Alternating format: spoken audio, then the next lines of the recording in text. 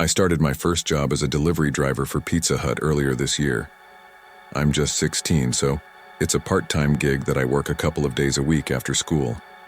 I chose Pizza Hut because it's not too busy these days, and I didn't want a job that would constantly stress me out. The first few months were uneventful, with the job being quite boring and repetitive. But then, one unforgettable experience changed everything. It happened on a Friday night just before closing time. I received an order with an unfamiliar address that led me through a part of town I rarely visited. This neighborhood stood out from the rest, with fewer houses and stores. As I drove through the area, I found myself taking turns down numerous roads until the GPS indicated that I had reached my destination. However, something felt off. To my left, there were just a few houses, and to the right, a path leading to a park. The GPS waypoint was on the right, so I double-checked the address on Google, confirming that it was indeed the park. I parked by the side of the road, grabbed the pizza, and started walking toward the path. Upon closer inspection, I realized it was just a walking path, not leading to a playground or anything resembling a typical delivery location. I expected to encounter a group of kids who had ordered the pizza, but to my surprise, I found a man sitting on a bench a little way down the path, waving at me. I approached him, feeling a bit unsure. While exchanging payment, the man began talking to himself, repeating phrases like, "I'm okay," and "everything's going to be okay." His behavior raised concerns, and I felt compelled to ask if he was all right. He briefly stopped talking, and his eyes betrayed fear and helplessness, something I had never seen so clearly in someone's gaze. That look sent a surge of adrenaline through me, and I turned around, only to be confronted by a tall man wearing a cloth mask. He held me at knife point and demanded that I empty my pockets and drop everything on the ground. I complied with his demands, and he forcibly led both me and the man from the bench off the path and into the woods, showing no interest in the belongings on the ground. We walked for a few minutes, far enough into the woods that the path's light was no longer visible. Suddenly, the man next to me pushed me to the ground and started running in the opposite direction.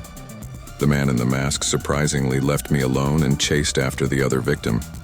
I quickly got back up and rushed back to the path, not seeing or hearing anything else. The police arrived shortly after I called, but both men had disappeared, and as far as I know, they remain at large. I can't say for certain why the other victim pushed me down, but it was probably an attempt to escape, and I can't blame him. However, it makes me feel slightly less sorry for him, knowing that it was his selfish act that both put me in that dreadful situation and saved me from it. I was on a long delivery route, heading to drop off the last pizza of the night.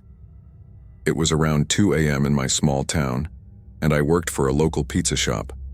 This shop was one of the few places that offered delivery, as the town was spread out and lacked many intersections or stoplights. The road I was on was rarely used, cutting through the forest surrounding our town. As I drove, something started feeling off with my car. I checked the gas, but it was at half full and no warning lights were on. I thought it was nothing and kept going. However, my car's performance continued to worsen the further I went, until it stopped accelerating altogether. I coasted to the side of the road, halfway into the grass. I checked my dashboard again, attempting to restart the car, but it wouldn't budge. Frustrated, I got out and inspected the exterior for damage, finding none. It was an old car, and I didn't even know what to look for. As I stood there, I noticed a figure in the fog on the other side of the road, looking back the way I came. I decided to call one of my co-workers, who was also a friend, and asked for a favor to pick me up. He agreed, but said it would take about 30 minutes. I thanked him and called the customer to explain my situation and apologize for the inconvenience. They were understanding, and all that was left to do was wait. However, an eerie feeling started to creep over me as I sat on that empty road with limited visibility. I could only see a few feet into the forest before it became pitch black, and the fog on the road seemed to thicken. I kept my eyes peeled, constantly checking my mirrors. Then I heard something, footsteps approaching from the darkness in the forest, growing louder as they neared. I stared into the dense fog and saw a man appear near a tree. He walked directly to my car, knocked on the window, and gave me a friendly smile. "Sorry, I can't roll down the window," I said through the glass, not sure what else to do. The man didn't say a word but tried to open my car door, then walked around to the back. In my mirror, I saw him fumbling with something in his hands. Just then, headlights emerged from the fog down the road, and the man watched as the car pulled up behind mine. He ran into the forest, and my friend approached cautiously. We decided to leave my car behind, and on the way back, my friend told me that the man had been holding a gun before he disappeared into the forest. We called the police, had my car towed, and it turned out that it had been broken into and looted.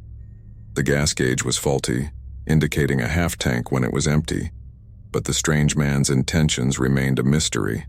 What was he doing on that deserted road in the middle of the night? And what could have happened if my friend hadn't shown up when he did? I used to work at a Papa John's a couple of years ago while I was attending college online. Not many people aspire to work at a place like Papa John's, or any fast food joint for that matter. However, I took the job because they were accommodating to my college schedule, which required me to attend classes during the week. I had a 3-day work schedule, covering Friday, Saturday, and Sunday, and my role primarily involved closing shifts as a delivery driver. Our Papa John's branch wasn't particularly busy. I spent most of my time chatting with coworkers in the back, waiting for orders to come in that I would deliver 1 or 2 at a time. One night, just past 11, a delivery call came in.